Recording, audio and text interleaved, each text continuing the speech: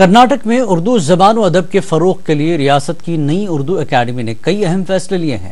ہر ضلع میں اردو سیکھو سکھاؤ مراکز قائم کرنے، برادران وطن اور علاقائی زبانوں میں اردو کی اہمیت کو اجاگر کرنے، اس طرح کئی فیصلے اکیڈمی نے لیے ہیں۔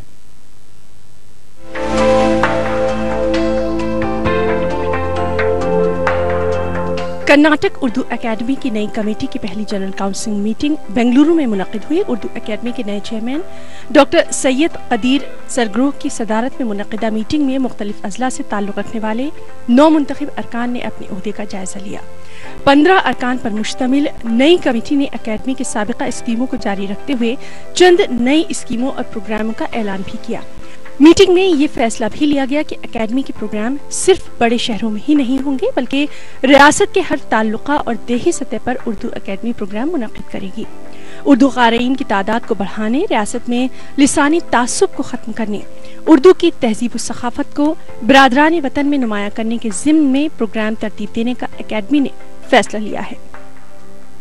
تو ہماری یہ پہلی کوشش ہوگی کہ ادب کے قارئین پیدا کیے جائیں، اردو جو غیر اردو داں ہیں یا غیر مسلم ہیں ان کے لیے ایسے پروگرام بنا جائیں جس کی آج ہماری کمیونٹی نے منظور دی ہے کہ ہر ڈسٹرکٹ میں جہاں اردو بولنے والی کی تعداد 15 سے 20% ہے وہاں ایسے مراکز ہم قائم کریں گے جہاں رسم الخط سکھائی جائے گی۔ رجسٹرار سراج احمد خالد نے کہا کہ رواں مالیاتی سال کے لیے ریاستی حکومت نے اردو اکیڈمی کو 2 کروڑ 15 لاکھ روپے کا بجٹ مختص کیا ہے۔ اردو کے فروغ کے واسطے اور اردو کے کام کرنے کے واسطے نہ صرف بنگلور بلکہ ریاست بھر میں یہ اردو کے کام کرنے کا عزم اٹھائے ہیں۔ سارے ممبران کی یہ جو خواہش ہے اور جو ان کا جذبہ ہے دیکھ کر ہم کو بہت زیادہ خوشی ہوئی ہے۔ اب جو بجٹ 2 کروڑ جو اسٹیٹ میں 2 کروڑ 15 لاکھ روپے سارے اسٹیٹ کے لیے جو ہمارا بجٹ پچھلے سال تھا اس سال بھی 2 کروڑ 15 لاکھ ہی ہیں، تو اس میں سے 62 لاکھ خرچ ہو چکے ہیں، 150 لاکھ ابھی باقی ہیں۔